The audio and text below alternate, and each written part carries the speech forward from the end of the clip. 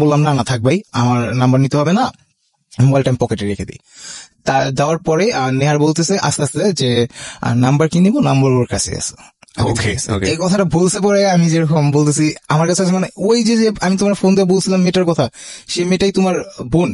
এই কথাটা বলার পর নেহার বলতেছে ভাই সরি আমার ভুল হয়ে গেছে, আর এটা আর কি সানি আমার থেকে জোর করে নাম্বারটা তোমার নিছে।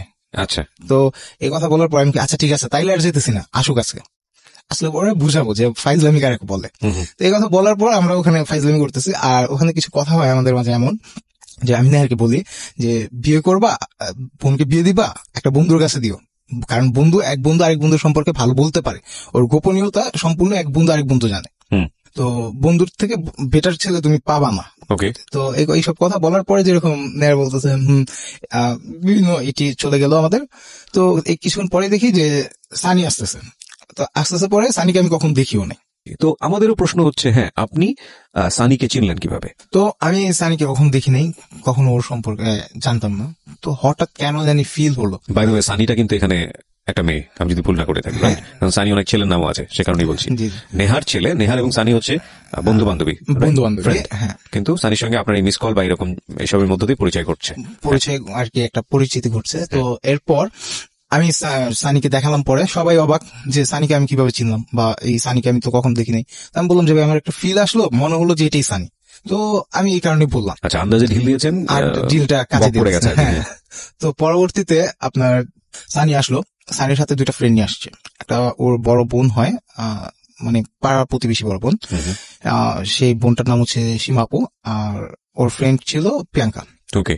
ওরা দুজন পাশে ছিল। তো সানি হাসতেছিল, কারণ ও লজ্জা ফিল করতেছিল আমাকে দেখে, যে ফোনে তো ফান করছে।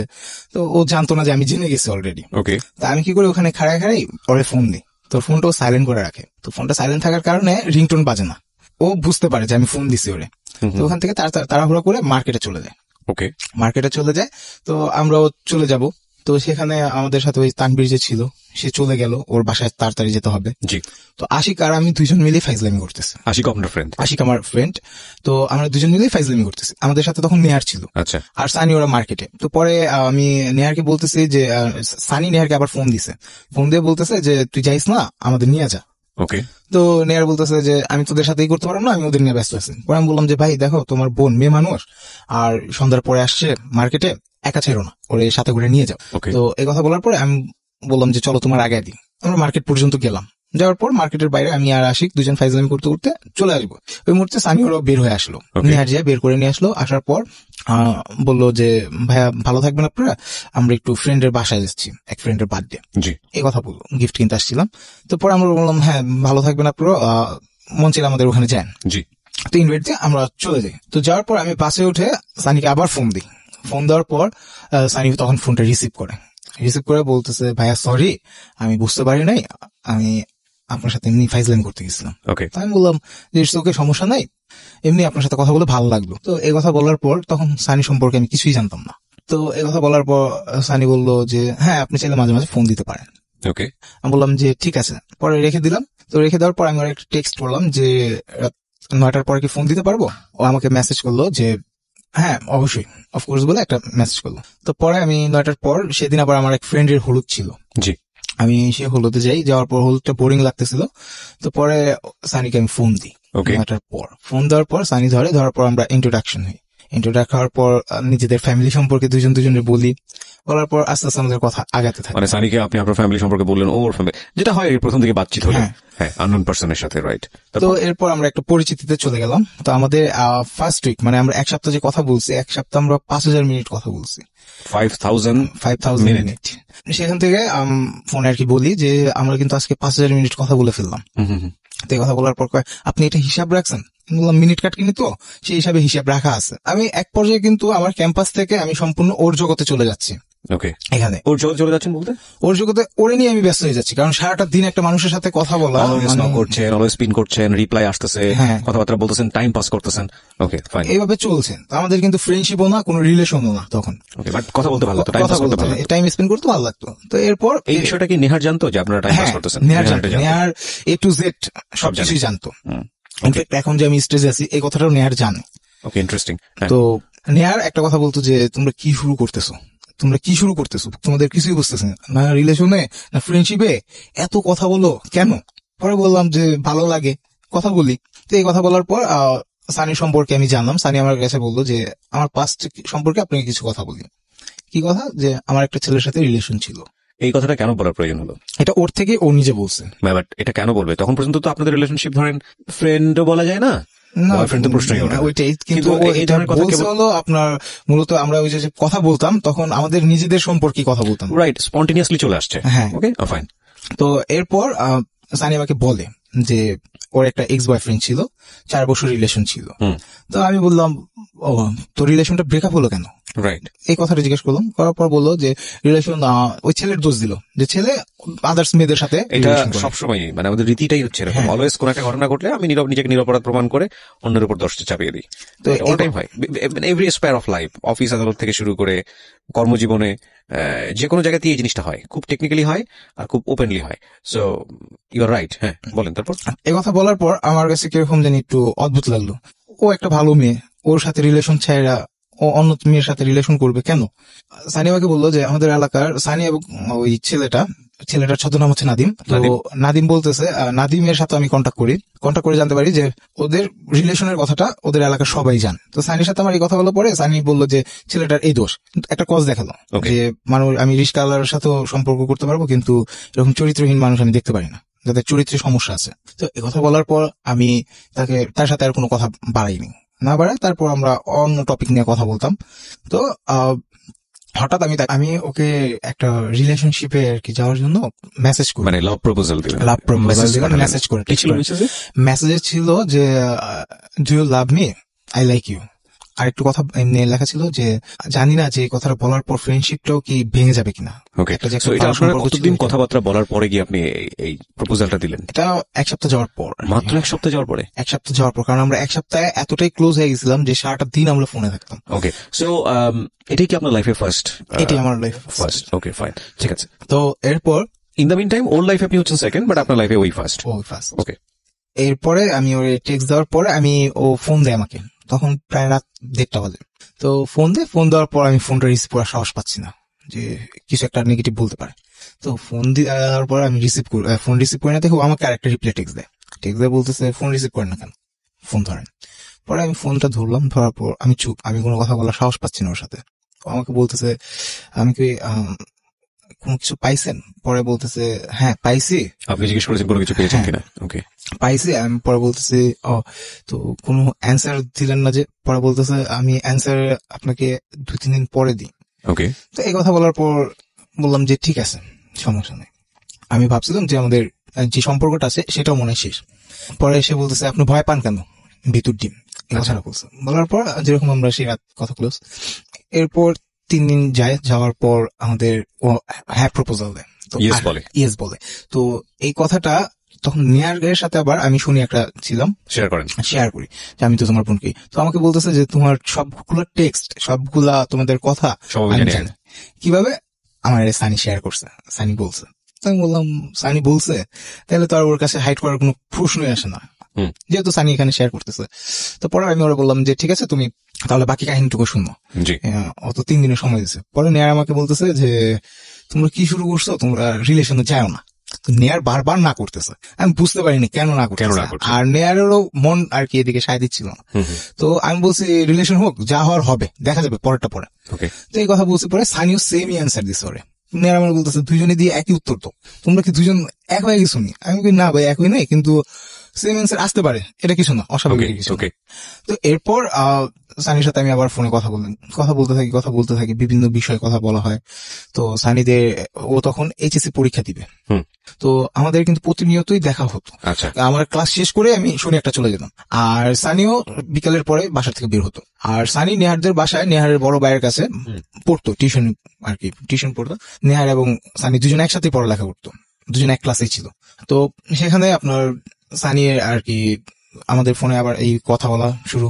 তো আমরা অনেক দূর চলে গেলাম কথা বলতে, ফ্যামিলি ডিটেলস নিয়ে, এই সম্পর্ক ওই সম্পর্ক, ওর পাস্ট আমার পাস্ট, কেমনে কি হয়েছে। তো আমার পাস্ট সম্পর্কে আমি ওরা বললাম যে আমার পাস্ট সম্পর্কে যা কিছু আছে আমি তোমার সবকিছু শেয়ার করবো। তো ও বলতেছে হ্যাঁ আমার পাস্ট সম্পর্ক আমি আপনার সাথে শেয়ার করবো।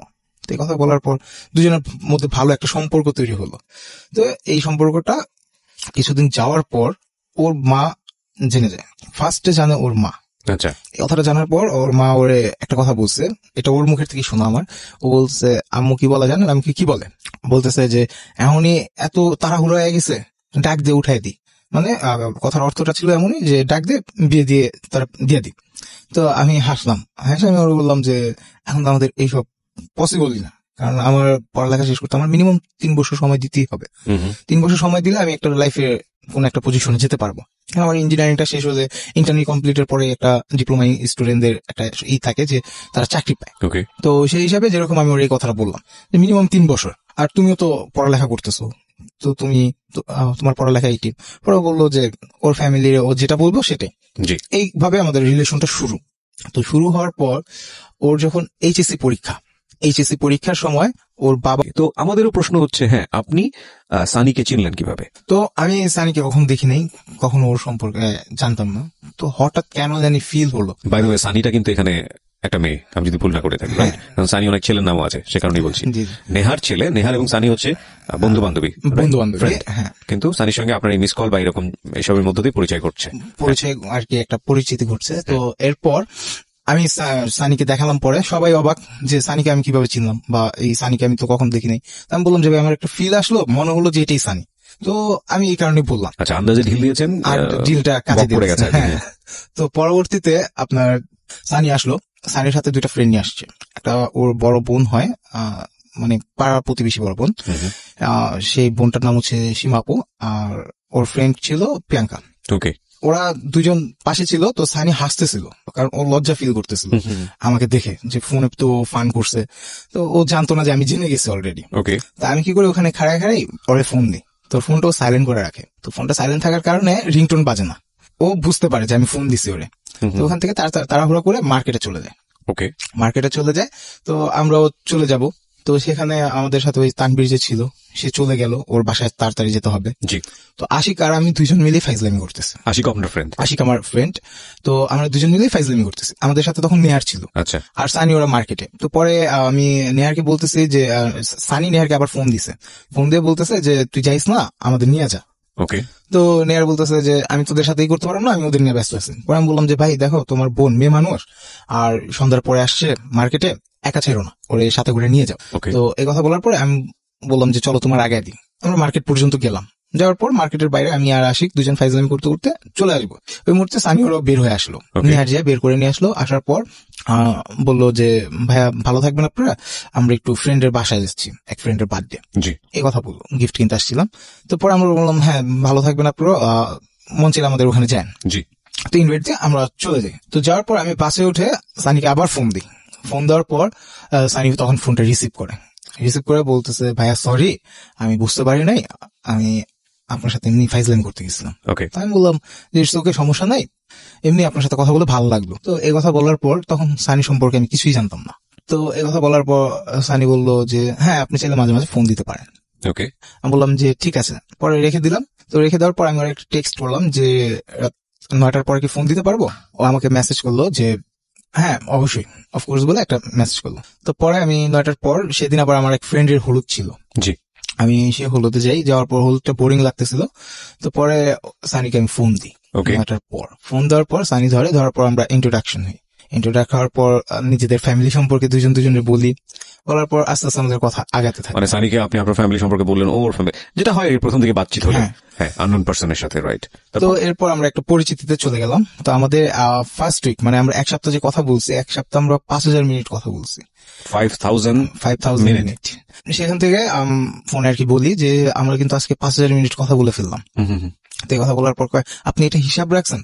বললাম মিনিট কাট কিনি তো, সেই হিসাবে হিসাব রাখা আছে। আমি এক পর্যায়ে কিন্তু আমার ক্যাম্পাস থেকে আমি সম্পূর্ণ ওর জগতে চলে যাচ্ছি।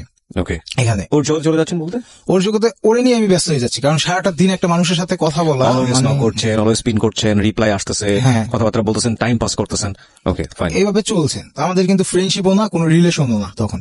বাট কথা বলতে ভালো লাগতো, টাইম স্পেন্ড করতে ভালো লাগতো। তো এরপর এই বিষয়টা কি নেহার জানতো যে আপনারা টাইম পাস করতেছেন? নেহার A to Z সবকিছুই জানতো। ইনফ্যাক্ট এখন যে আমি স্টেজে আছি এই কথাটাও নেহার জানে। ওকে, ইন্টারেস্টিং। তো নেহার একটা কথা বলতো যে তোমরা কি শুরু করতেছো, তোমরা কি শুরু করতেছো, তোমাদের কিছুই বুঝতেছে না রিলেশনে না ফ্রেন্ডশিপে এত কথা বলো কেন? পরে বললাম যে ভালো লাগে কথা বলি। তো এই কথা বলার পর সানি সম্পর্কে আমি জানলাম। সানি আমার কাছে বললো যে আমার পাস্ট সম্পর্কে আপনাকে কিছু কথা বলি। কি কথা? যে আমার একটা ছেলের সাথে রিলেশন ছিল। এই কথাটা কেন বলার প্রয়োজন হলো? এটা ওর থেকে ও নিজে বলছে। বাট এটা কেন বলবে? তখন পর্যন্ত তো আপনাদের রিলেশনশিপ ধরেন ফ্রেন্ডও বলা যায় না, বয়ফ্রেন্ড তো প্রশ্নই ওঠে না। ওইটাই, কিন্তু এই ধরনের কথা হলো আপনার মূলত আমরা ওই যে কথা বলতাম তখন আমাদের নিজেদের সম্পর্কে কথা বলতাম, রাইট, স্পন্টেনিয়াসলি চলে আসছে। হ্যাঁ, ওকে ফাইন। তো এরপর সানি আমাকে বলে যে ওর একটা এক্স বয়ফ্রেন্ড ছিল, 4 বছর রিলেশন ছিল। তো আমি বললাম ও তো রিলেশনটা ব্রেকআপ হলো কেন? রাইট, এই কথাটা জিজ্ঞেস করলাম। করার পর বললো যে রিলেশন ওই ছেলের দোষ দিল, যে ছেলে আদার্স মেয়েদের সাথে। এটা সবসময় মানে আমাদের রীতিটাই হচ্ছে এরকম, অলওয়েজ কোন একটা ঘটনা ঘটলে আমি নিজেকে নিরপরাধ প্রমাণ করে অন্যের উপর দোষটা চাপিয়ে দিই। তো অল টাইম হয়, every spare of life, office আদালত থেকে শুরু করে কর্মজীবনে যে কোনো জায়গাতেই এই জিনিসটা হয়, খুব টেকনিক্যালি হয় আর খুব ওপেনলি হয়। So you are right. হ্যাঁ বলেন। তারপর এই কথা বলার পর আমার কাছে কিরকম জানি একটু অদ্ভুত লাগলো। ও একটা ভালো মেয়ে, ওর সাথে রিলেশন ছাড়া ও অন্য মেয়ের সাথে রিলেশন করবে কেন? সানি আমাকে বললো যে আমাদের এলাকার সানি এবং ওই ছেলেটার ছদ্মনাম হচ্ছে নাদিম। তো নাদিম বলতেছে, নাদিমের সাথে আমি কন্ট্যাক্ট করে জানতে পারি যে ওদের রিলেশনের কথাটা ওদের এলাকার সবাই জানে। তো সানির সাথে আমার এই কথা বলার পরে সানি বললো যে ছেলেটার এই দোষ। একটা কজ দেখালো যে মানুষ, আমি রিস্কাওয়ালার সাথেও সম্পর্ক করতে পারবো কিন্তু এরকম চরিত্রহীন মানুষ আমি দেখতে পারি না, যাদের চরিত্রে সমস্যা আছে। তো এই কথা বলার পর আমি তার সাথে আর কোনো কথা বাড়াইনি, না বাড়ায় তারপর আমরা অন্য টপিক নিয়ে কথা বলতাম। তো হঠাৎ আমি ওকে একটা রিলেশনশিপে আর কি যাওয়ার জন্য মেসেজ করি, মানে লাভ প্রপোজাল দিলাম। মেসেজ করে মেসেজে ছিল যে do you love me, I like you. আর একটু কথা এমনি লেখা ছিল যে জানি না যে কথাটা বলার পর ফ্রেন্ডশিপটাও কি ভেঙে যাবে কিনা। কতদিন কথাবার্তা বলার পরে গিয়ে আপনি এই প্রপোজালটা দিলেন? এটা 1 সপ্তাহ যাওয়ার পর। মাত্র 1 সপ্তাহ যাওয়ার পরে? 1 সপ্তাহ যাওয়ার পর, কারণ আমরা 1 সপ্তাহে এতটাই ক্লোজ হয়ে গেছিলাম যে সারাটা দিন আমরা ফোনে থাকতাম। ওকে, সো এটাই কি আপনার লাইফে ফার্স্ট? এটাই আমার লাইফ ফার্স্ট। ওকে ফাইন, ঠিক আছে। তো এরপর ইন দ্য মিন টাইম ওর লাইফে আপনি হচ্ছেন সেকেন্ড, বাট আপনার লাইফে ওই ফার্স্ট। ওকে, এরপরে আমি ওর টেক্সট দেওয়ার পরে ও ফোন দেয় আমাকে, তখন প্রায় রাত 1:30 বাজে। তো ফোন দেওয়ার পর আমি ফোনটা রিসিভ করার সাহস পাচ্ছি না, যে কিছু একটা নেগেটিভ বলতে পারে। তো ফোন দেওয়ার পর আমি ফোন রিসিভ করি না, দেখো আমাকে আরেকটা রিপ্লাই টেক্সট দেয় বলতেছে ফোন রিসিভ করে না কেন, ফোন ধরেন। পরে আমি ফোনটা ধরলাম, ধরার পর আমি চুপ, আমি কোনো কথা বলার সাহস পাচ্ছি না ওর সাথে। আমাকে বলতেছে আমি কি কোনো কিছু পাইছেন? পরে বলতেছে হ্যাঁ পাইছি। আপনি জিজ্ঞেস করেছেন কোনো কিছু পেয়েছেন কিনা? ওকে, পাইছি। আমি পরে বলতেছি তো কোনো অ্যান্সার দিলেন না যে? পরে বলতেছে আমি অ্যান্সার আপনাকে 2-3 দিন পরে দিই। ওকে, তো এই কথা বলার পর বললাম যে ঠিক আছে, সমস্যা নেই। আমি ভাবছিলাম যে আমাদের যে সম্পর্কটা আছে সেটাও মনে হয় শেষ। পরে এসে বলতেছে আপনি ভয় পান কেন, ভিতর ডিম। এই কথাটা বলছে। বলার পর যেরকম আমরা সেই রাত কথা ক্লোজ। এরপর 3 দিন যাওয়ার পর আমাদের ও হ্যাঁ প্রপোজাল দেয়, ইয়েস বলে। তো এই কথাটা তখন নিয়ারের সাথে আবার আমি শুনি একটা ছিলাম, শেয়ার করি যে আমি তো তোমার বোনকে। তো আমাকে বলতেছে যে তোমার সবগুলো টেক্সট, সবগুলা তোমাদের কথা আমি জানি। কিভাবে? আমার সানি শেয়ার করছে, সানি বলছে। আমি বললাম সানি বলছে, তাহলে তো আর ওর কাছে হাইড করার কোনো প্রশ্নই আসে না, যেহেতু সানি এখানে শেয়ার করতেছে। তো পরে আমি ওরা বললাম যে ঠিক আছে তুমি তাহলে বাকি কাহিনীটুকু শুনো। অত 3 দিনের সময় দিচ্ছে। পরে নেয়ার আমাকে বলতেছে যে তোমরা কি শুরু করছো, তোমরা রিলেশনে যাও না। নেয়ার বারবার না করতেছে, আমি বুঝতে পারিনি কেন না করতেছে। আর নেয়ারেরও মন আর কি এদিকে সায় দিচ্ছিল না। তো আমি বলছি রিলেশন হোক, যা হওয়ার হবে, দেখা যাবে পরেরটা পরে। তো এই কথা বলছি, পরে সানিও সেমই অ্যান্সার দিচ্ছে ওরে। নেয়ার আমার বলতেছে দুইজনে দিয়ে একই উত্তর, তো তোমরা কি দুজন এক হয়ে গেছো? আমি বলি না ভাই এক হয়ে নাই, কিন্তু সেম অ্যান্সার আসতে পারে, এটা কিছু না, অস্বাভাবিক কিছু। তো এরপর সানির সাথে আমি আবার ফোনে কথা বলতে থাকি, বিভিন্ন বিষয়ে কথা বলা হয়। তো সানিদের ও তখন এইচএসসি পরীক্ষা দিবে, তো আমাদের কিন্তু প্রতিনিয়তই দেখা হতো। আমার ক্লাস শেষ করে আমি শনি একটা চলে যেতাম, আর সানিও বিকালের পরে বাসা থেকে বের হতো। আর সানি নেহারদের বাসায় নেহারের বড় ভাইয়ের কাছে পড়তো, টিউশন পড়তো। নেহার এবং সানি দুজন একসাথে পড়ালেখা করতো, দুজন এক ক্লাসেই ছিল। তো সেখানে আপনার সানি আর কি আমাদের ফোনে আবার এই কথা বলা শুরু। তো আমরা অনেক দূর চলে গেলাম কথা বলতে, ফ্যামিলি ডিটেলস নিয়ে, এই সম্পর্ক ওই সম্পর্ক, ওর পাস্ট আমার পাস্ট, কেমনে কি হয়েছে। তো আমার পাস্ট সম্পর্কে আমি ওরা বললাম যে আমার পাস্ট সম্পর্কে যা কিছু আছে আমি তোমার সবকিছু শেয়ার করবো। তো ও বলতেছে হ্যাঁ আমার পাস্ট সম্পর্ক আমি আপনার সাথে শেয়ার করবো। তো এই কথা বলার পর দুজনের মধ্যে ভালো একটা সম্পর্ক তৈরি হলো। তো এই সম্পর্কটা কিছুদিন যাওয়ার পর ওর মা জেনে যায়। ফার্স্টে জানে ওর মা। আচ্ছা, এই কথাটা জানার পর ওর মা ওরে একটা কথা বলছে, এটা ওর মুখের থেকে শোনা আমার। ও বলছে, আম্মু কি বলে জানেন? আমি কি বলে? বলতেছে যে এমনই এত তাড়াহুড়ো হয়ে গেছে, ডাক দিয়ে উঠাই দি। মানে কথার অর্থটা ছিল এমনই যে ডাক দিয়ে বিয়ে দিয়ে তারা দিয়ে দি। তো আমি হাসলাম, আমি ওর বললাম যে এখন তো আমাদের এইসব পসিবলই না, কারণ আমার পড়ালেখা শেষ করতে আমার মিনিমাম 3 বছর সময় দিতেই হবে। 3 বছর সময় দিলে আমি একটা লাইফে কোন একটা পজিশনে যেতে পারবো। আমার ইঞ্জিনিয়ারিংটা শেষ হলে ইন্টারমিডিয়েট কমপ্লিটের পরে একটা ডিপ্লোমা স্টুডেন্টদের একটা থাকে যে তারা চাকরি পায়। তো সেই হিসাবে যেরকম আমি ওর এই কথাটা বললাম যে মিনিমাম 3 বছর, আর তুমিও তো পড়ালেখা করতেছো, তো তুমি তোমার পড়ালেখা 18। পরে বললো যে ওর ফ্যামিলির ও যেটা বলবো সেটাই। এইভাবে আমাদের রিলেশনটা শুরু।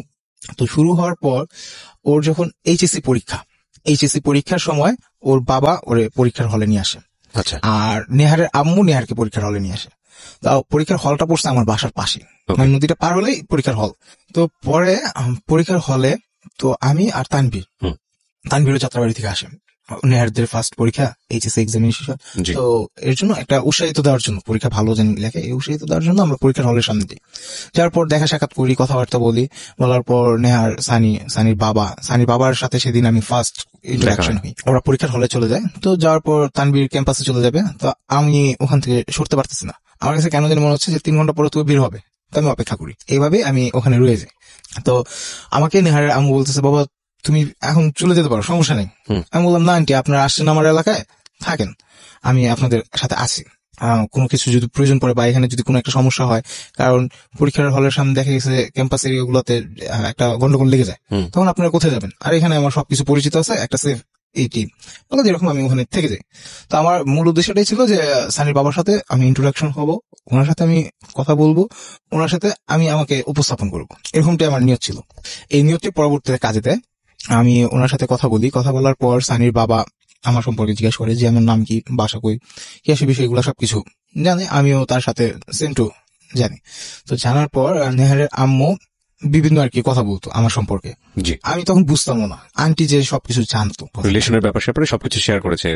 নেহার শেয়ার করেছে ওর আম্মুর সাথে। আচ্ছা, তো নেহারের মা কি হতো, সানির কি হতো? সানির হতো ধর্মের মা। ওখানে যেরকম নেহারের আম্মু সবকিছু জানতো, টোটাল বিষয়টা।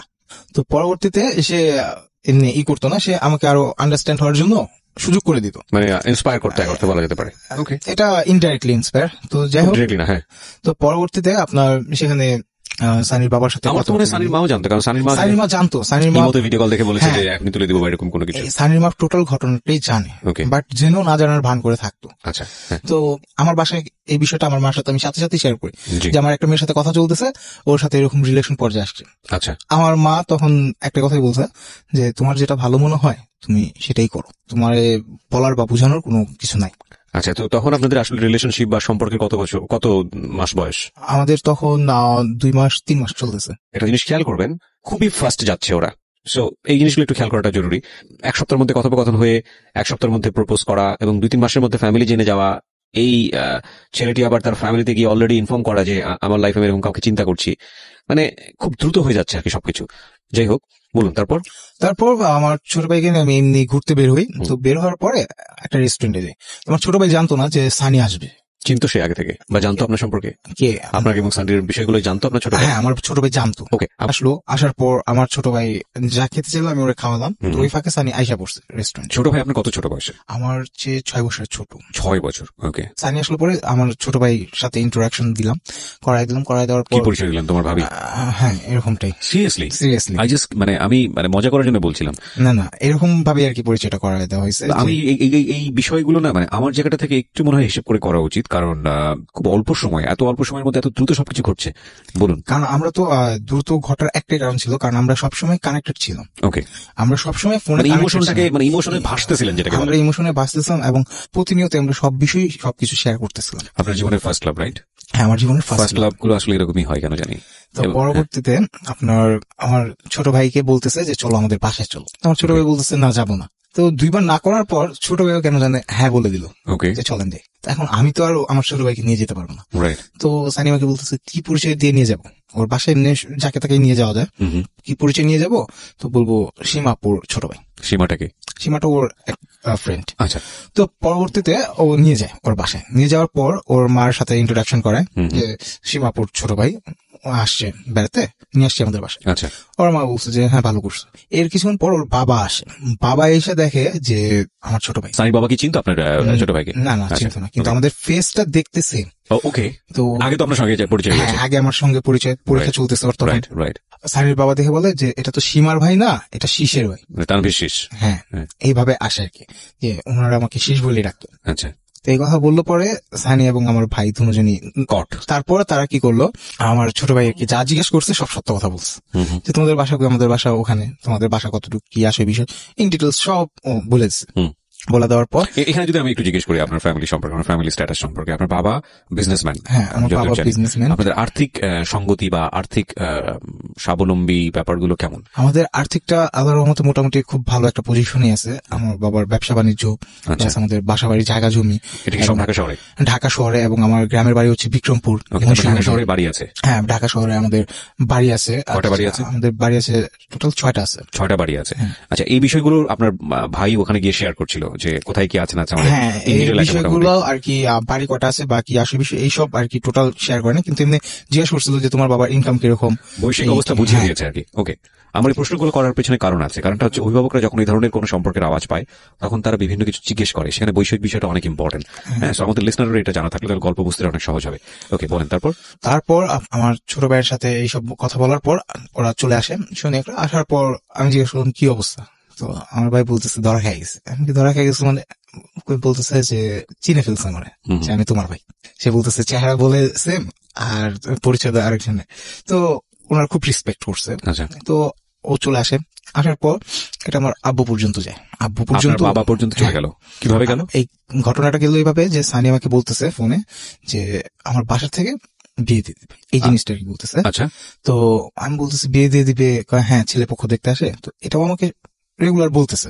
তো ওই আমার ছোট ভাই যাওয়াতে যেরকম সানির বাবা একটা পরীক্ষা গ্যাপ যায়, একটা পরীক্ষার সময় আমি যাই না, তারপরে যখন যাই, যাওয়ার পর সানির বাবা আমাকে আর কি বলতেছে, নেয়ারের আম্মুকে এবং আমাকে, যে ভাবি আপনি থাকেন, সে তোমার সাথে আমার কিছু কথা আছে। আচ্ছা। এই কথা বলছে পরে আমি বললাম যে ঠিক আছে আঙ্কেল। পরবর্তীতে আমাকে বলতেছে যে দেখো এটা কিন্তু বুঝার বয়স হয়েছে। এটা ওর বাবা বলছে? ওর বাবা আমাকে ডাইরেক্ট বলতেছে। আচ্ছা। তো যতদূর আগাইছো এখানে স্টপ। তো আমি তাকে কিছুই বলি না, আমি চুপচাপ তার থেকে কথাগুলো শুনলাম।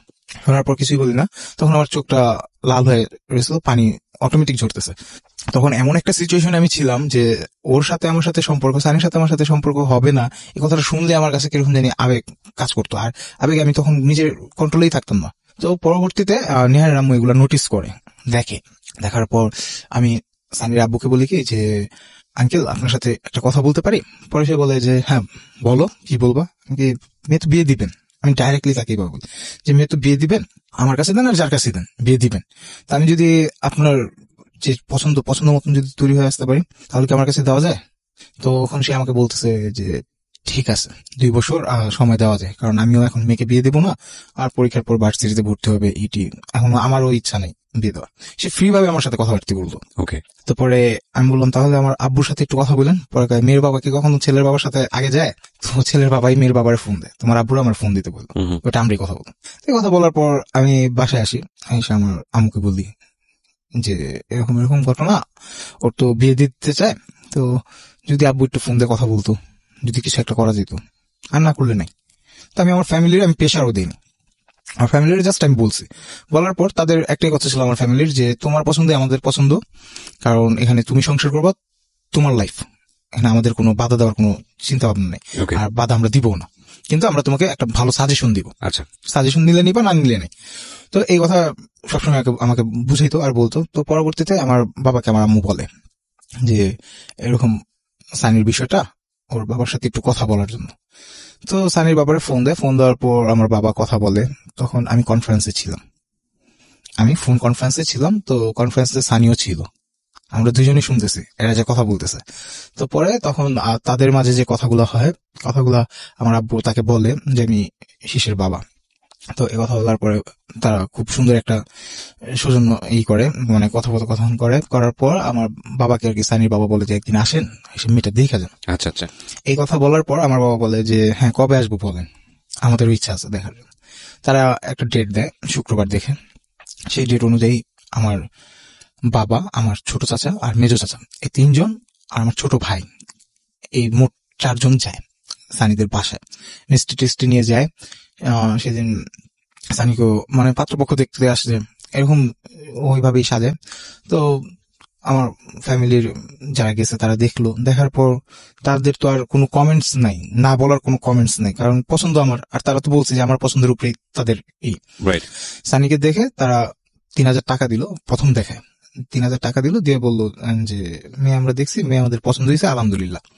তো এই কথা বলার পর সানির বাবাও খুশি, আমার ফ্যামিলিও খুশি যে একটা সম্পর্কে আবদ্ধ হবে। তো আমি সেদিন শুনি একটাতেই ছিলাম, তারা ছিল ভিতরে, আমি ছিলাম বাইরে। আমি নেহারকে নিয়ে ঘুরতেছি ওদের এলাকাটাই ঘুরতেছি। তো আমার বাবা চলে গেল, চাচারা সবাই চলে যাওয়ার পর আমাকে সানি ফোন দিয়ে বললো যে আপনি আমাদের বাসায় আসেন। আচ্ছা, বললাম আমি আসবো কেন, আমি শাড়ি পরছি প্রথমবার, দেখে যান এসে, ওই দেখে যাবো এই মুহূর্তে। হ্যাঁ আসেন, আসতে বলছি আসেন, এত কথা বলবেন না। এই কথা বলার পর যেরকম আমার ছোট ভাই আমার সাথে থেকে যায়, তোমার ছোট ভাইয়ের নিয়ে আমি গেলাম আবার ওদের বাসায়। যাওয়ার পর ওর চাচা, ফুপ্পু এরা ছিল, ওর মামা, সবার সাথে আমি পরিচিত হই, কথাবার্তা আর কি তারা দেখার পর তখন আর কি একটা ঘটনা হয়, যেটা হলো সানির বাবা রাজি, সানির ফুপ্পু রাজি না। এটা কি আপনাদের সামনাসামনি কথা বলে?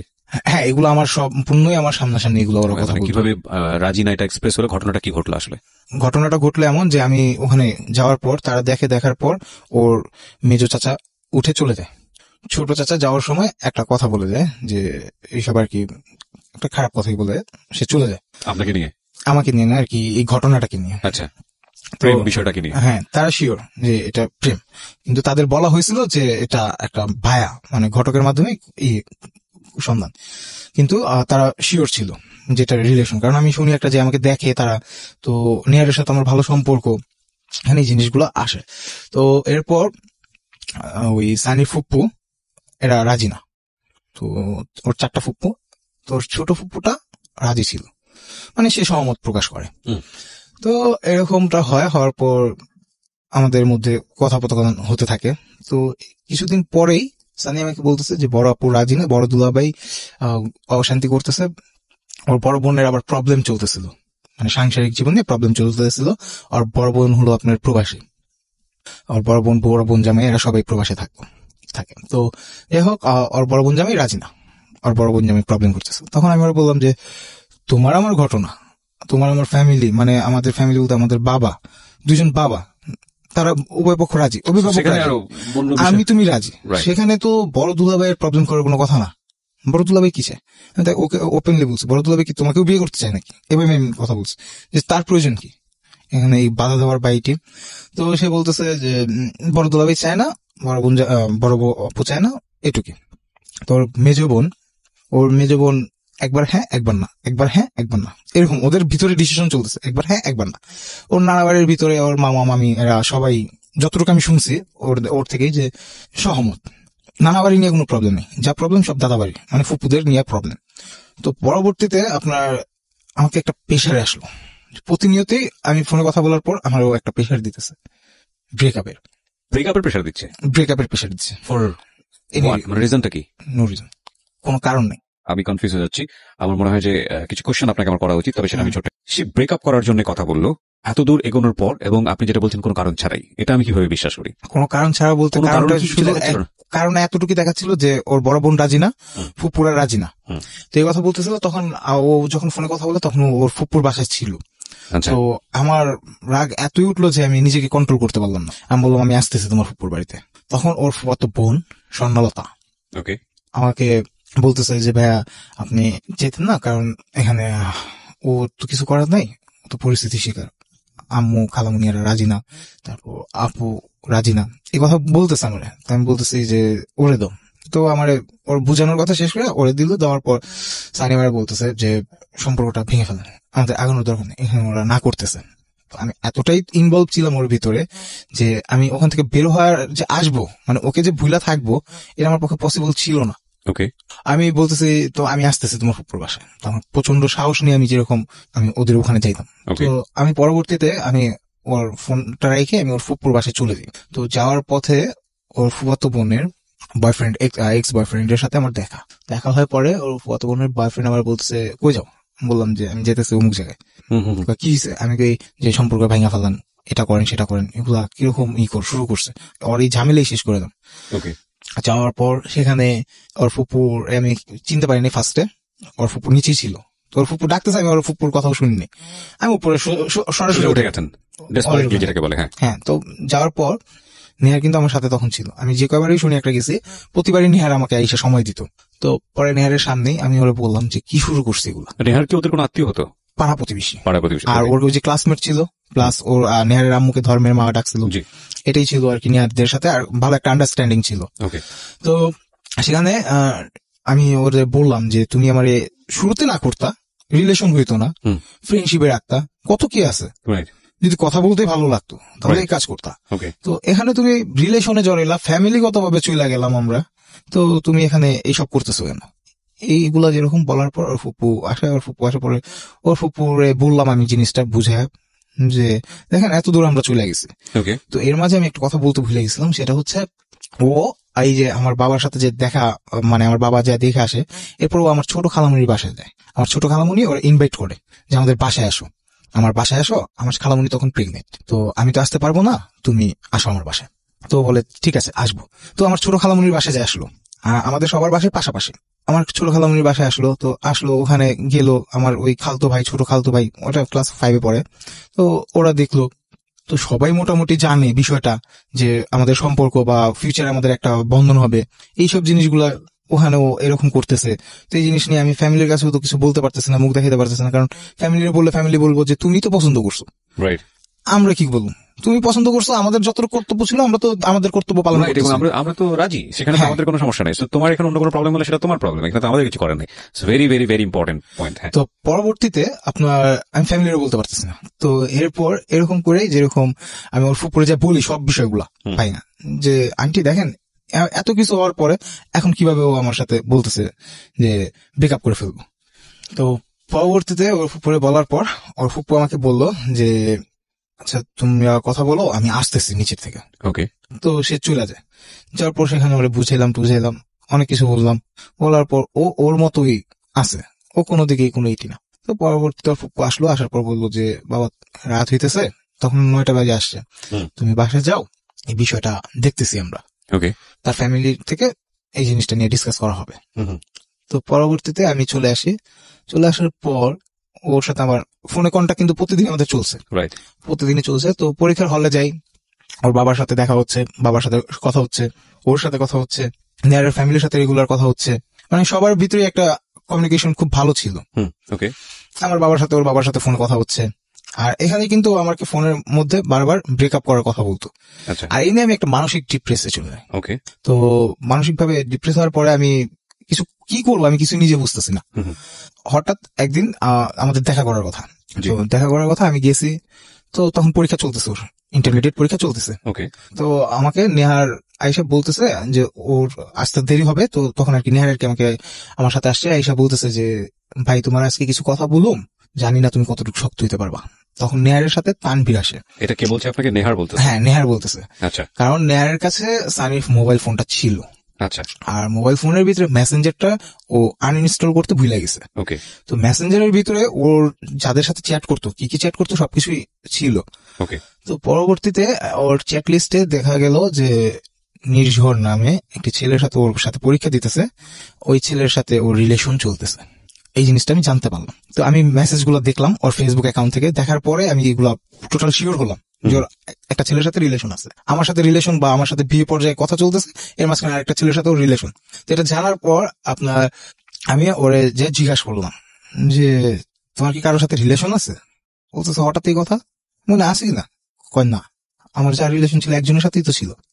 তো এই কথা বললো পরে আমি আচ্ছা ঠিক আছে।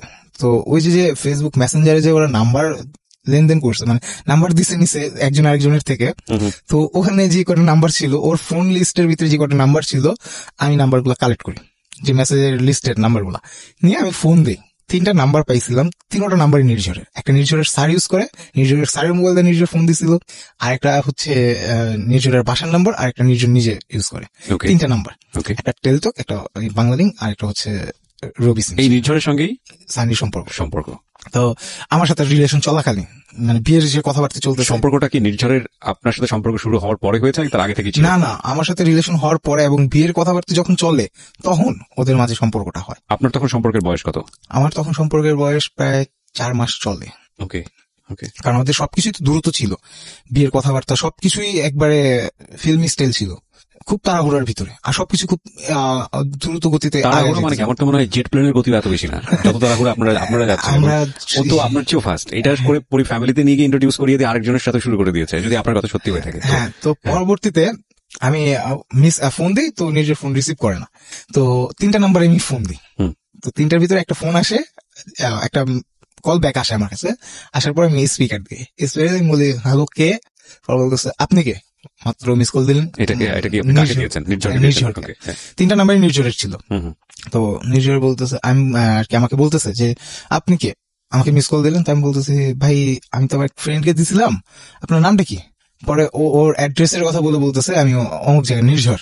আমি বলতেছি ও আচ্ছা সরি ভাই, আমি তো চিনি না আপনারে, আমার মনে হয় রং নাম্বারে চলে গেছে বলে রেখে দিছি।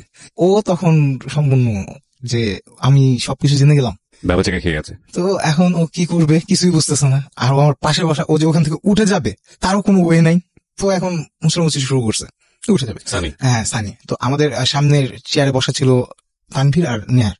আমি তো সানির সাথে খুব রাফ বিহেভ করতেছি যে তুমি এরকম করছো কেন, কোনো হাতাহাতি না, এখন শুধু মুখে কথাবার্তা।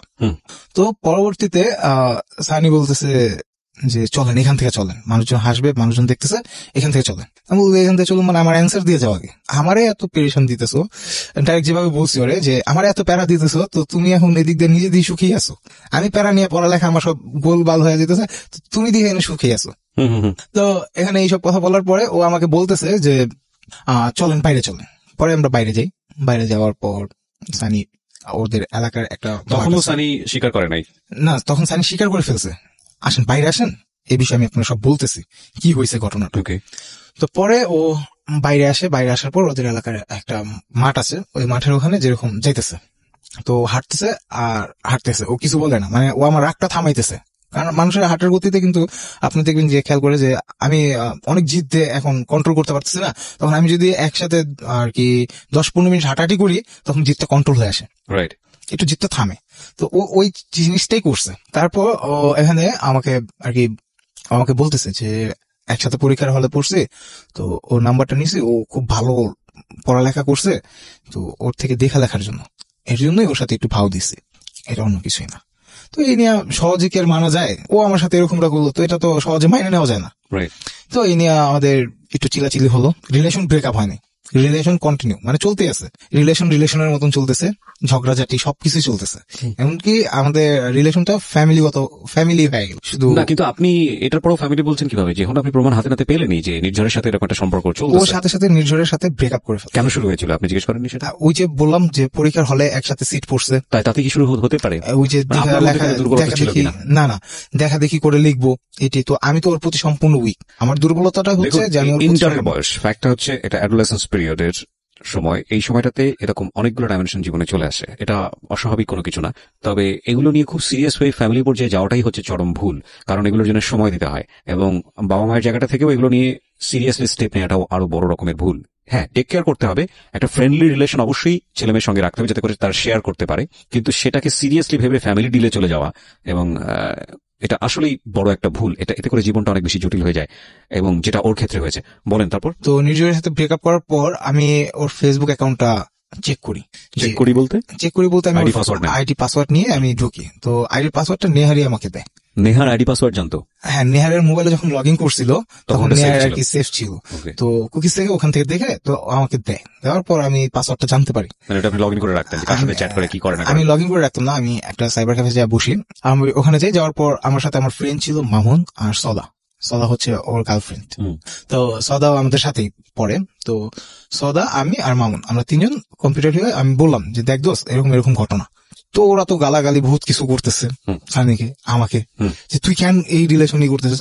আমি তো ওরে বলতেও পারতেছি না, আমি ওরা ছাড়তে পারতেছি না, ধরেও রাখতে পারতেছি না, আমি কি করুন। আমি ওরা ছাড়ার কথা একবার চিন্তা করলে আমার 10-12টা ধরে রাখার কথা চিন্তা মনে আসতেছে। আমার আবেগ এতটাই কাজ করছে যে আমার বিবেকটা বিলুপ্ত হয়ে গেছে। বাহ, শব্দ পেলাম একটা। এখানে আবেগ এবং বিবেক, আবেগ যেখানে অনেক বেশি কাজ করে, বিবেক সেখানে অসহায়।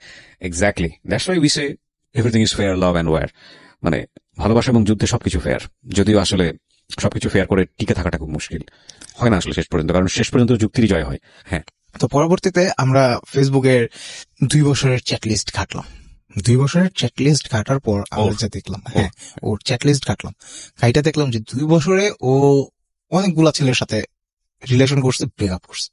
ওর ফেসবুকের থেকে আমরা জানতে পারলাম, আইডি গুলা নিলাম, দুজন মিলে করেছেন না আমার ফ্রেন্ডের সাথে শেয়ার করে আমরা সাইবার ক্যাফে বইসা পাসওয়ার্ডটা আমাদের কাছে ছিল। পাসওয়ার্ডটা পেলেন কিভাবে? পাসওয়ার্ডটা নেয়ারের মাধ্যমে। নেয়ার তো মোবাইলে লগইন করে, নেয়ার তো জানার কথা না। নেয়ারের ওখানে ও ওর শো পাসওয়ার্ড করে। আচ্ছা, ওকে। তো এটা নেয়ারই আর কি পাসওয়ার্ডটা এমন টাইপেরই ছিল। ওর ছোট ভাই আছে একটা, ওরা আমি ওর ফ্যামিলির বিষয় তো বলিনি, ওরা 3 বোন 1 ভাই, 3 বোনের ছোট ও, আর ওর পরে হচ্ছে ভাইটা সবার ছোট। ওর ভাইটা আমার বয়সী। তো আমরা ওই সাইবার ক্যাফে যখন আর কি পাসওয়ার্ড দিয়ে লগইন দিলাম, লগইন দেওয়ার পর আমরা মেসেঞ্জারটা চেক করলাম, মেসেজ গুলা চেক করে 2 বছরের আমরা টানা মেসেজ চেক করলাম। আপনি যখন ছিল না ওর ছিল ইয়াহু মেল। আচ্ছা, ছিল করলে যেটা ইয়াহু মেলটা কিন্তু অনেক হার্ড একটা মেল। করলে যেটা হতো যে আপনি ওই আইডিতে ঢুকে যাওয়ার সঙ্গে সঙ্গে ওর মোবাইলে এসএমএস চলে যেত বা একটা নোটিফিকেশন পেত। এখানে ফেসবুকের আরেকটা সিস্টেম চালু করা আছে যে আপনার যে ডিভাইস চেকিং, অ্যাক্টিভিটি লগ, এটা যদি চেক করেন তাহলে দেখতে পারবেন আপনি কি কি করছেন, কোথায় লাইক দিয়েছেন, কোথায় কমেন্ট দিয়েছেন। এটা হলো অ্যাক্টিভিটি লগ। আর আপনি যদি জেনারেলে যান অ্যাকাউন্ট সেটিং এ, অ্যাক্টিভিটি লগে তো হচ্ছে আলটিমেটলি আইডি থেকে ঢোকার পরে যারা আইডি দেখতে পাবে, কিন্তু আপনার আমি যদি অ্যাক্টিভিটি লগ অফ করে রাখি আপনি দেখতে পারবেন আমার অ্যাক্টিভিটি লগের কাহিনী। হ্যাঁ, তো যাই হোক, আমরা পরে আমি মনে করেন আপনার ওখানে যাই, ওর অ্যাকাউন্টে যায় 2 বছরের চেক লিস্ট ঘেটে যা যা পায় সেটা হচ্ছে ওখানে ওর পাশের ঘরে ওর ভাড়াটিয়া, ওদের নিজস্ব বাড়ি শুনি একটা, ওর পাশের ভাড়াটিয়া ছেলেকে ও কাকা বলতো। ওর যে বয়স অনেক সিনিয়র, তো কাকা বলতো। তো সে ছিল সিঙ্গেল, তো সে অনার্স কমপ্লিট করে মাস্টার্স পড়তেছে এরকম টাইপ। তো পরবর্তীতে আমি ওখানে মেসেজে যেরকম দেখি যে আমাকে সবসময় বলতো যে আমি অমুক কাকার সাথে কথা বলতেছি বাইটে, আপনাকে পরে ফোন দিই, ফোনের মাঝে রেখে দিত। তো দেখি যে 2 বছর আগের চ্যাট লিস্টে যে ওর কাকার সাথে, ওই কাকাটার সাথে ওর চ্যাটিং হতো এরকম যে ওর কাকা ওকে বিভিন্ন নেগেটিভ প্রপোজাল দিত। ওকে, এগুলো তো পেলেন সবকিছু আপনি? আমি পাওয়ার পর আমি ফার্স্ট ওকে জিজ্ঞাসা করি না যে এগুলো কি। আমি স্বাভাবিকভাবে ওর সাথে কথা বলি, কিন্তু আমার কথার ভিতরে দেখে যে আমি রাগান্বিত, আমি কোনো কিছু একটা নিয়ে খুব রাগ আমার ভিতরে কাজ করে। আপনি বলেননি মানে ফেসবুকে বলিনি, আমি ঢুকছি। তো ফোনে আমি কিছু না বলে আমি সন্ধ্যা ওর সাথে দেখা করেই বলবো। তো ওর সাথে দেখা হওয়ার পর আপনাকে আমার একটা প্রশ্ন আছে, আপনি তার অতীত জীবন কেন ঘাটতে গেছেন? আপনি কি সাম্প্রতিক সময় কিছু পেয়েছেন আপনার সাথে থাকা অবস্থায়? আমার সাথে থাকা অবস্থায় ওই যে নির্ঝরের সাথে আপনি সামনাসামনি ফেস করলেন, বাট ফেসবুকে কিছু পেয়েছেন কিনা? ফেসবুকের ভিতরে, হ্যাঁ ফেসবুকের ভিতরে আমি ঢুকার পরে আমি আরো অনেক কিছু পাইছি। আচ্ছা, তো আপনি থাকাকালীন অবস্থায় সেগুলো হয়েছে? হ্যাঁ, আমি থাকাকালীন সেগুলো হয়েছে, এবং ওর সাথে ওর এক্স বয়ফ্রেন্ডের সাথে খুব ভালো একটা রিলেশন। সন্ধ্যার সময় দেখা করলাম, দেখা করে আমি ওরে বলতেছি যে কেমন বিবেক চাচা হয়ে ভাতে জিরে খারাপ ফসল দেয় এটি। তো ও না খুব মনোযোগ সহকারে শুনতেছে জিনিসটা। ও বুঝিনি কার কথা, ও বুঝিনি। পরবর্তীতে আমি ওরে বুঝাই যে পুরো ডিটেলস টাইম বলি যে আমি এরকম এরকম এরকম ঘটনা, তোমার মতো কি বলে। আমার এই কথা বলার পরে আমার বলতেছে এগুলো ঝাড়ঝাড়ি, এই কারণে আমি ছেলের জাত কি পছন্দ করি না, ঠিক আছে এই বলতেছে। তোমার আমি বললাম আচ্ছা, যে মেয়ে নাকি এটা সায় দিয়ে যায়, ওই ছেলেকে সায় দিয়ে সে এড়ায় তার সাথে সম্পর্ক রেখে যায়, চাচা ভাতিজির সম্পর্কই রাখছে, কিন্তু এটা বিশ্বাস কিভাবে হবে, বাস্তবে তো আর ওইটা দেখি নাই। তো ওই বিষয়ে আমি শিওর হইতে পারতেছি না। তখন ওরা আমি পরে বলি যে তোমার কাকা তোমার এরকম এরকম বলে আর তুমি এগুলা সায় দিয়া যাও না। তো পরে আমার বলতেছে আপনি জানলেন কিভাবে? আমি তোমার ফেসবুকে ঢুকছিলাম, পাসওয়ার্ড হ্যাক করছে, পাসওয়ার্ড জানতে পারেন, পাসওয়ার্ড হ্যাক করছে, তোমার অ্যাকাউন্ট হ্যাক করে আমি ঢুকে গেছি, ঢুকে আমি সব খাইটা নিছি। তখন ও আমার কাছে সবগুলাই স্বীকার করছে। ও আমার কাছে তখন রিলেশন থাকাকালীন ও আমার কাছে মিথ্যা কথা বলার সুযোগ পেত না। যখন আমি ওরা ধরতাম, আমি শিওর হয়ে তারপরে ওরা ধরতাম, তখন আমার কাছে স্বীকার যেত যে হ্যাঁ আমি এই জিনিসটা করছি বা এরকমটা, এই পুরো ডিটেলসটা বলতো। তো পরে ওর সাথে পাস্টে কতজনের সাথে রিলেশন ছিল, তো এটা নিয়ে আমার একটা ইন্টারেস্টিং আসলো যে ওর অতীতটা একটু ঘাইটা দেখি, কারণ ওর কথার সাথে তো ওর অতীতটা মিললো না। তখন আমি ওর অতীতটা ঘাটতে যাই, তখন আমি নিজেই স্বেচ্ছায় ঘাটতে চাই যার সাথে আমি ফিউচারে থাকবো, যার সাথে আমি ফিউচারটা পার করব, তার অতীতটা কেমন এটা অবশ্যই আমার জানা দরকার। কারণ ফিউচারে যাতে আমার ওই অতীতটা জানি ফিউচারে না আসে, কারণ আমাদের লাইফে পাস্টের অনেক কিছু আছে, ফিউচারে এসে এমন একটা জিনিস খাড়া করে যে আমাদের ফিউচারটাই নষ্ট করে দিয়ে যায়। সেই হিসাবে যেরকম আমি ঘাটতে গেলাম, ঘাটতে যাই আমি দেখলাম যে ওই ফেসবুক থেকে যে লিস্ট গুলা পাইছি, এরপর ওর ফোনটা আমার কাছে ছিল, আমার হাতে ওর ফোনটা আমি ধরতাম, তো কল লিস্টটা ডিলিট করে দিয়ে আসতো, ও যখন আমার সামনে আসতো কল লিস্টটা ডিলিট করতো। কেন করতো এটা আমি বুঝতে পারতাম না। তো এগুলো যেরকম ও নিজেই সন্দেহগুলো আমার ভিতরে তৈরি করে দেয়, আর একবার সন্দেহ তৈরি হলে এই সন্দেহটা বহু দূর যায়, সেটা ব্যাক করা পসিবল না। তো পরবর্তীতে আপনার ওর সম্পর্কে জানার জন্য আমি কোম্পানির ওয়েব পেজে চলে যাই। কোম্পানির ওয়েব পেজে নিজের অ্যাকাউন্টের যে কল লিস্ট আছে, 1 উইকের কল লিস্ট, মানে 1 সপ্তাহের কল লিস্ট নিজেই দেখা যায়। তো আমি ওর ফোনটা আমার হাতে রেখে আমার সেল ফোনটা দিয়ে আমি ওয়েব পেজে ঢুইকা আমি একটা কোড পাঠাই। তো আই টোকেন আসে, তোর মোবাইল আসছে, আই টোকেনটা আসছে পরে আমি আস্তে করে ওই মেসেজটা ডিলিট করে দিই, যাতে ও বুঝতে না পারে। ও তো দেখছে যে আমি 2 হাতে 2 ফোন চালাইতেছে, তো বুঝতেও পারেনি যে আমি কি করতেছে। তখন আমি ঢুইকা আমি ওর 1 সপ্তাহের কল লিস্টটা দেখলাম। ঢুইকা আমি ওই একটা আইডি বানালাম ওর নাম্বারের উপরে ওয়েব পেজের। তো আইডি বানায় আমি ওইটাতে দেখতেছি যে ও 1 সপ্তাহে আমার সাথে কথা বলার পর কার সাথে কথা বলতেছে, কিভাবে বলতেছে, আর কি কত মিনিট বলতেছে, আমাকে কি বলে রাখতেছে, আর ও কি করতেছে। তখন কিন্তু এইভাবে আমি ওর জিনিসগুলো দেখতে পারলাম। আর আজকে এই রেডিওর মাধ্যমে ও জানতে পারতেছে যে আমি কিভাবে ওর জিনিসগুলো আমি সংগ্রহ করছি, তথ্যগুলো। আর আমার তথ্যগুলো ও কেন ইগনোর করে যেতে পারে নাই, সত্য ছিল।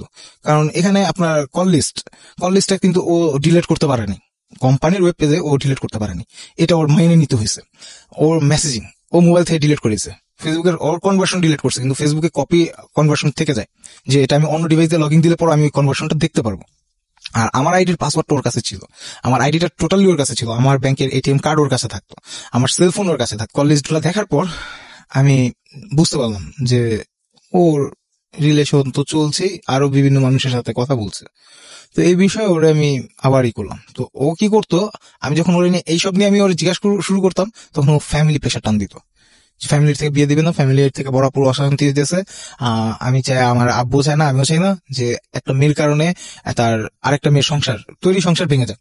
আর এটা স্বাভাবিক, কেউই চাবে না, আমিও চাই না যে একটা নতুন সম্পর্ক তৈরি হওয়ার জন্য পুরান সম্পর্কটা ভেঙে যায়। কিন্তু এখানে প্রশ্ন একটা থাকবে যে তোমার বড় বোন জামাইয়ের বা বড় বোনের সমস্যাটা কি?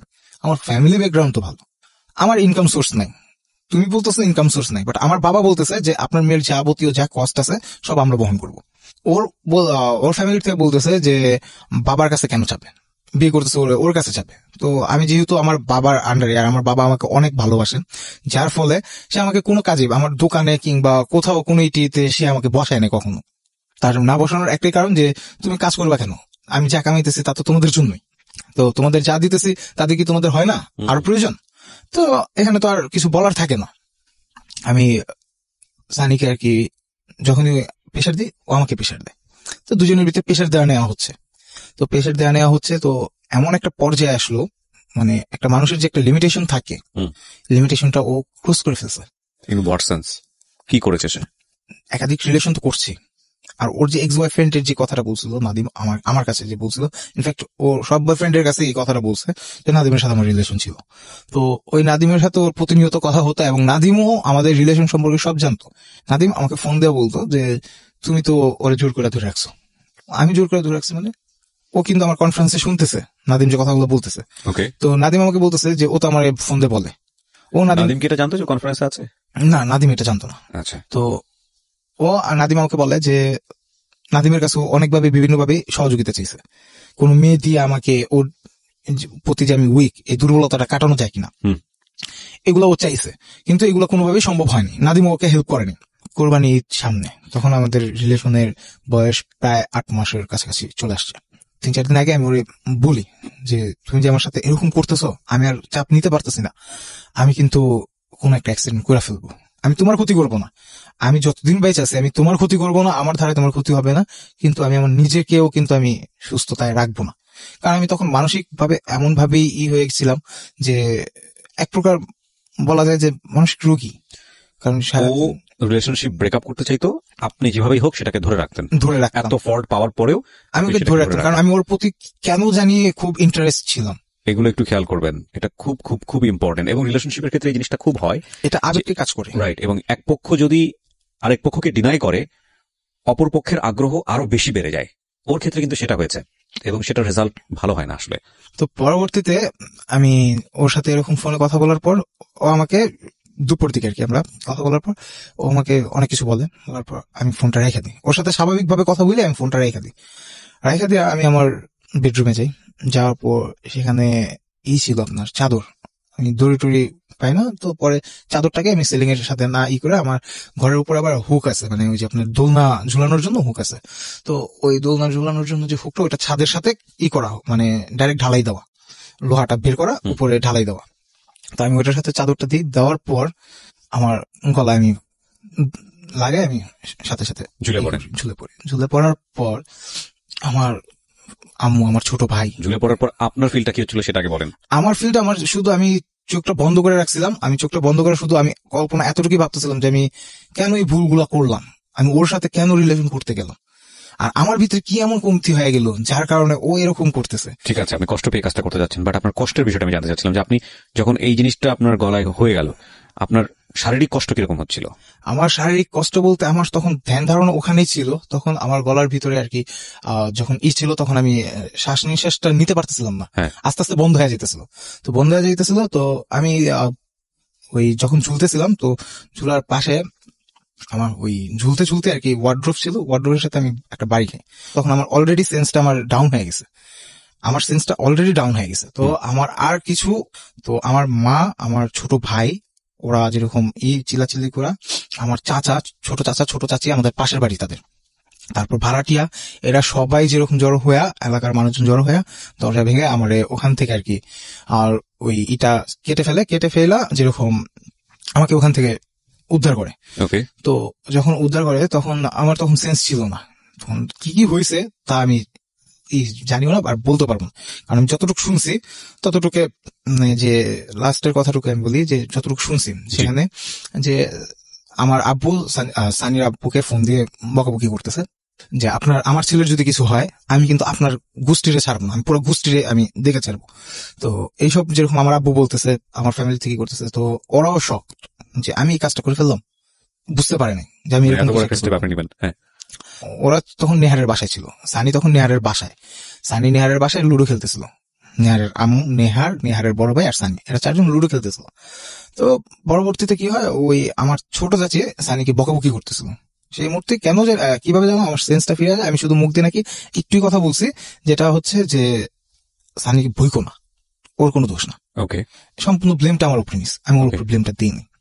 এরপরে আমাদের যে ঘটনাটা ঘটে সেটা হচ্ছে, আমি সেই রাত্রে ওর বাসায় যাই, যাওয়ার পর ঝুলন্ত অবস্থায় নেমে সুস্থ হয়ে আমি কোন রকম খালি নিজের শরীরে একটু জোর পাইছি যে দাঁড়াইতে পারি, একটু ঘর পরে আমি ওর ফোন দিয়ে, আমি গলা দিয়ে তো কথা বলতে পারি না, আমার গলা ভাঙা, তো আমি শুধু ওরে ভাঙা গলায় বলছি যে আমি আসতেছি। তো বলার পর আমি যাই, সেই রাত্রে আমি বাসার থেকে 6,000 টাকা নিয়ে যাই, কারণ আমি তো সম্পূর্ণ চলতাম বাসা ভাড়া দিয়ে, আমার বাসা ভাড়া যা আসতো ওখান থেকে আমি, আমার পকেট খরচ ছিল এটা, আমাদের ওই বাসার ভাড়াটা। তো যাওয়ার পর ভাড়াটা নিয়ে যাই, আমার ওর কাছে যাওয়ার সময় আমাকে বলে, আমি ওর জিজ্ঞেস করি কি খাবা, পরে বলে যে ছানা নিয়ে এসেন। তো আমি ছানা আর কাঁচাগোলাটা হচ্ছে আপনার ওই যে নাটোরের বিখ্যাত বলা হয়, তো এই কাঁচাগোলার ছানাটা নিয়ে যাই ওদের বাসায়, তখন নেহারের আম্মু ছিল উপস্থিত ওই বাসায়। তো আমি যাওয়ার পর সেখানে তারা মিসবিহেভ করে নাই, সবসময় ভালো ব্যবহার করতো। তো আমি সেখানে যাওয়ার পর ওরা বসি, সবাই বসার পর ওর ফুপ্পু আসে,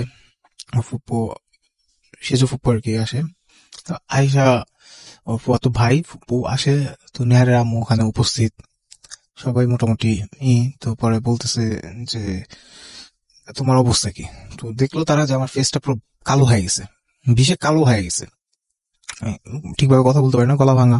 তো আমি অল্প অল্প আস্তে আস্তে আর কি কথা বলতেছে, তখন তারা আমার রসমালাই দিল খেতে, যে গলার জন্য ভালো হবে, কথা বলে দিল, পরে আমি খাইলাম। ওনারা জিজ্ঞাসা করলো কেন তুমি কাজটা করলো, আমি বললাম যে আমি আর পারতেছি না, আপনাদের এই মানসিকভাবে টর্চারটা আমি পারতেছি না। তো এইসব কথাগুলো বলার পর তারা বলতেছে, ওর বাবা আমাকে বলতেছে যে তোমার চোখে এখন রঙিন চশমা, ওর বাবা বলতেছে, সানির বাবা বলতেছে যে তোমার চোখে রঙিন চশমা, তোমার কাছে এখন সবই ভালো লাগবে।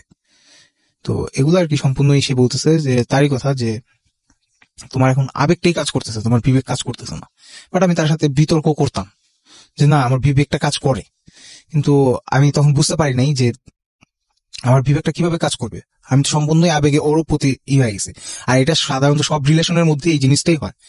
তো পরবর্তীতে আমি ওরে টাকা দিয়ে আসলাম, টাকা দিয়ে এসে ওরে আমি বললাম যে তুমি তোমার কাছে রাখো, এটা ডাইরেক্টলি আমি বলিনি, যেটা তোমাকে দিলাম আমি বললাম তোমার কাছে রাখো, তোমার কিছু লাগলে এখান থেকে কিনে নিও।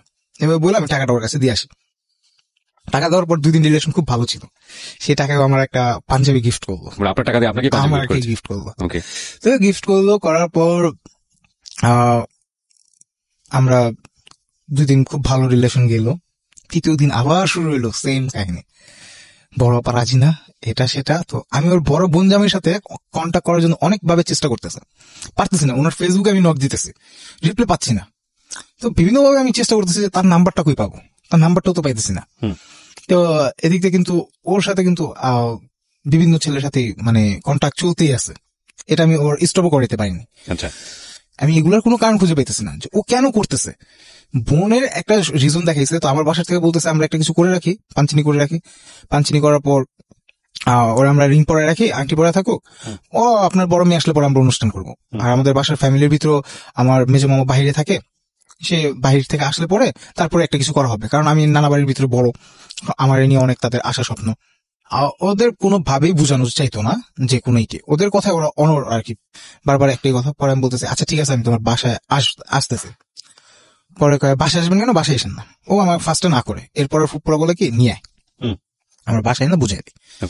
আমি যাওয়ার সময় একটা পয়জন নিয়ে গেছি, যখন একটা পয়জন আমি আমার সাথে নিয়ে গেছি যে তোরা না করবি, তোদের সামনেই আমি শেষ, তোরা যা। তো আমার যখন এতই নির্যাতন করতেছে তোরা একটু নির্যাতনের ভোগ কর। আমি কিন্তু আমার জীবনের মায়া ছেড়ে দিছি ওর এই টর্চারিং এর কারণে। আমার জীবনের মায়া আমার কাছে নেই, আমার জীবন আমার নিজের কাছে ভালো লাগতো না, আমার নিজের রেসপেক্ট আমি নিজেকে দিতে পারতাম না। তো পরবর্তীতে আমি ওর বাসায় যাওয়ার পর যেরকম আপনি এই যে জিনিসগুলো করতেন, ওর বাসায় আপনি বিষ নিয়ে যাচ্ছেন, দড়ি দিয়ে ঝুড়িয়ে পড়ছেন, কি মনে হতো এটা করলে লাভটা কি হবে? বিকজ আমি ফোকাসটা করতে চাই সুইসাইডের দিকে আজকে স্টোরিতে। কি মনে হতো বারবার ওইদিকে কেন মন যাইতো আপনার? বারবার ওদিকে একটা কারণে মন যেত যে আমি না থাকলে ওর কোনো ক্ষতি হবে না, কারণ আমি আমার রাগকে কন্ট্রোল করতে পারতাম না। আর দ্বিতীয়ত ও যেটা চাইতেছে ও সেটা পাচ্ছে, আমি আমাকে নিজেকে শেষ করে দিলে এই চ্যাপ্টারটাই ক্লোজ হয়ে যায়, এই চ্যাপ্টারটা আর আগে বাড়বে না। কারণ যেহেতু আমি নিজের সাথে নিজে যুদ্ধ করে পারতেছি না যে চ্যাপ্টারটা বন্ধ করতে, ও যেটা চাইতেছে আমি ওইটা দিতে পারতেছি না রিলেশন ক্লোজ করতে, তো সেখানে আমি আমার নিজেকে আমি ক্লোজ করার ডিসিশন নিয়ে নিই। আর এটাই সাধারণত যেসব রিলেশন সুসাইড ঘটনাগুলো ঘটে এগুলাই তখন কাজ করে, আর এটা আমি আমার রিলেশন দিয়ে আমি ফিল করতে পারি। তো পরে আমি ওর বাসায় যাওয়ার পর তখন ওর ফুপুরা যখন আমাকে না করে, এমন ভাবেই না করে, ওর ফুপু আমার পায়ে ধরে বসে।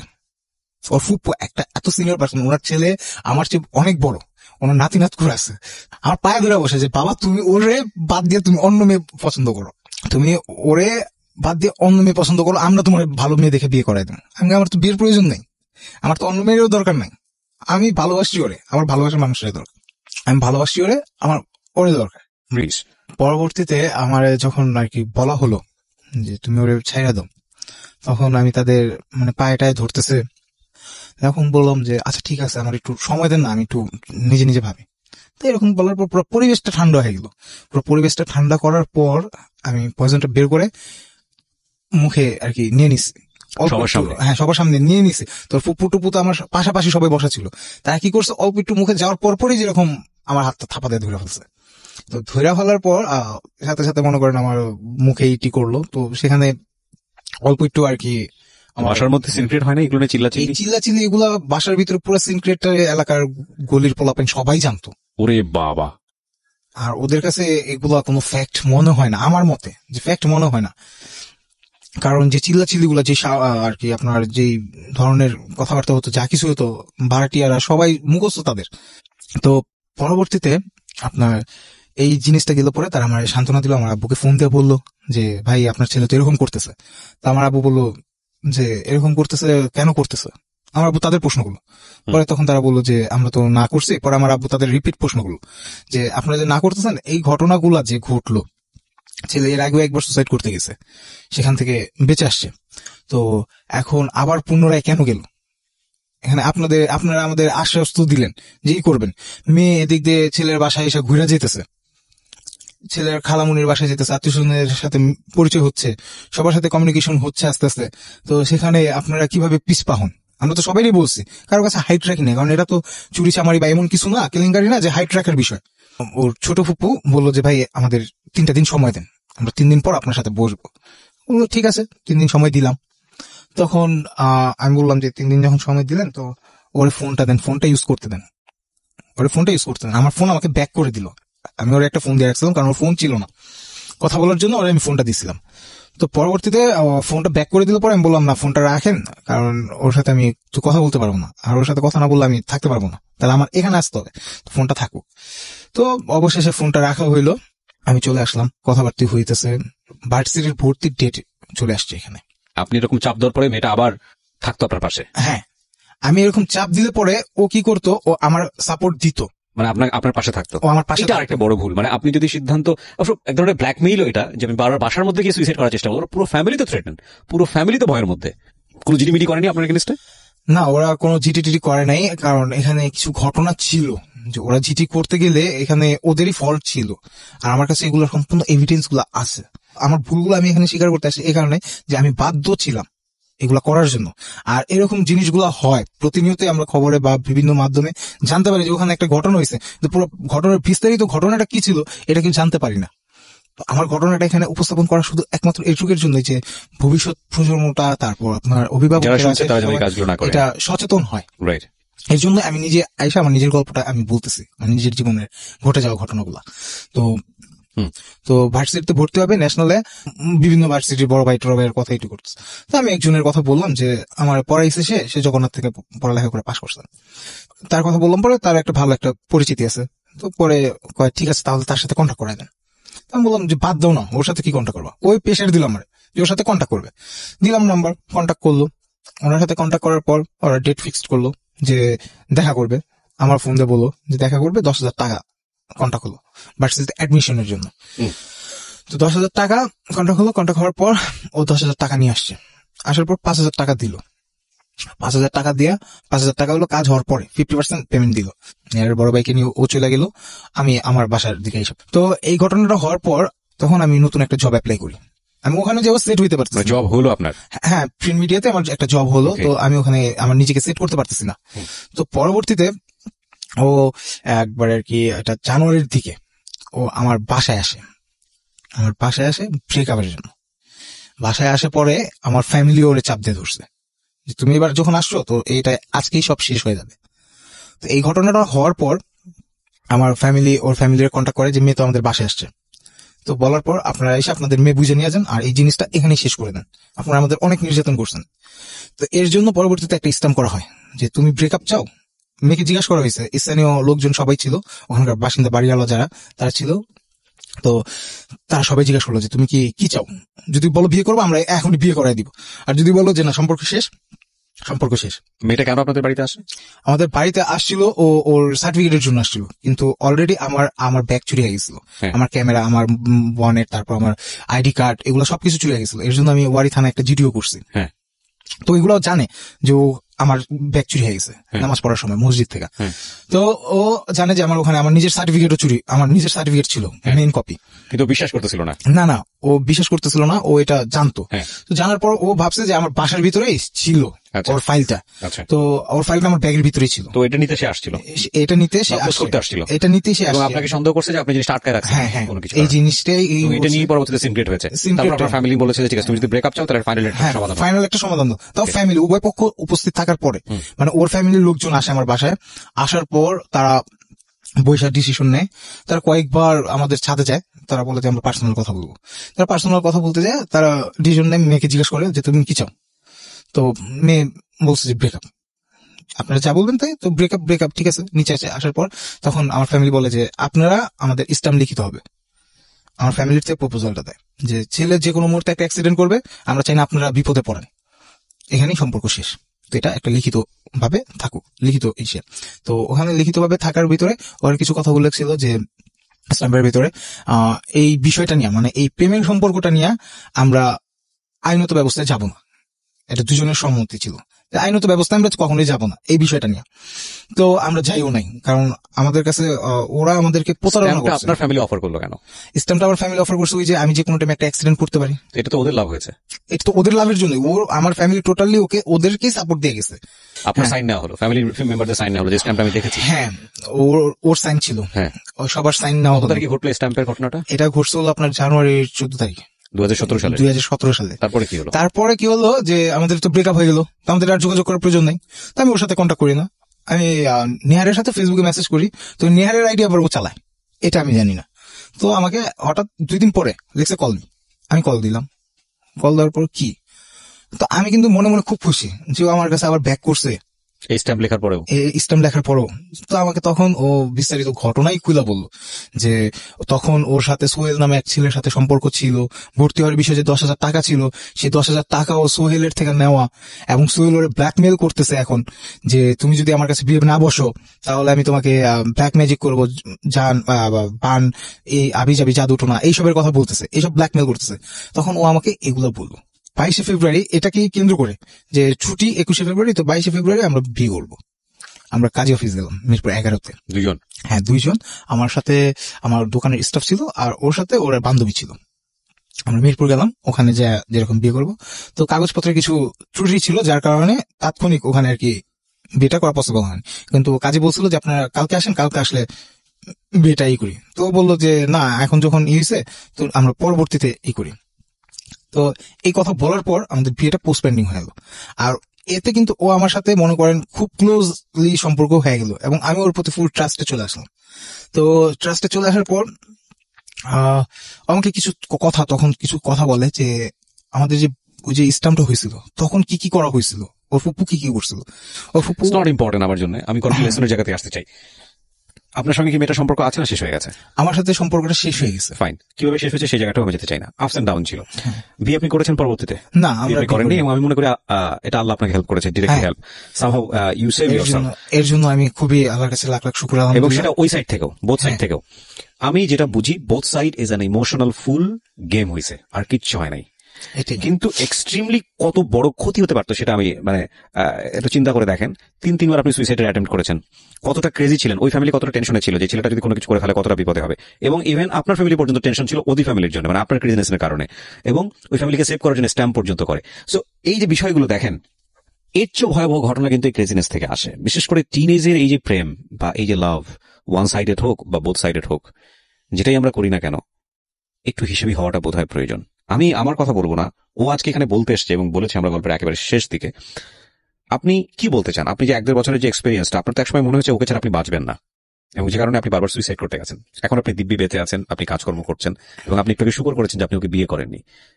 তো সময় সবকিছু হিল করে ফেলে। আপনার ক্ষেত্রে আমি বলবো যে খুব দ্রুতই হিল হয়েছে। জানুয়ারিতে, এবছরের জানুয়ারিতে ঘটেছে, কারো 2-3 বছর লাগে রিকভার করতে, আপনি এত দ্রুত রিকভার করেছেন।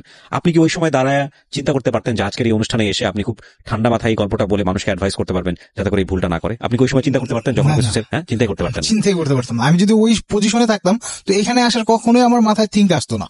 আমি এটাই বলি, যারা আজকে ওই পজিশনে আছেন তারা জানেন না ভবিষ্যৎটা কতটা সুন্দর হতে পারে, ভবিষ্যৎটা কতটা শান্তিপূর্ণ হতে পারে। শুধু বিশ্বাস করতে হবে, হাল ছাড়া যাবে না। আপনি কি বলতে চান? আমি এটুকুই বলতে চাই যে আমরা যারা আছি অভিভাবক, লিসেনার যারা আছি, তারা কেউ যারা আনম্যারিড আছে তারা ভবিষ্যতে অভিভাবক হব। তো বাচ্চাদের আমরা ওই যে ফ্রি মাইন্ডের একটা কথা বলি যে আমাদের সাথে শেয়ার করবা, কিন্তু কোন একটা রিলেশনে যাওয়ার আগে বাচ্চাকে অ্যাডভাইস দেওয়া দরকার যে তুমি যার সাথে মিশতেছো তার সম্পর্কে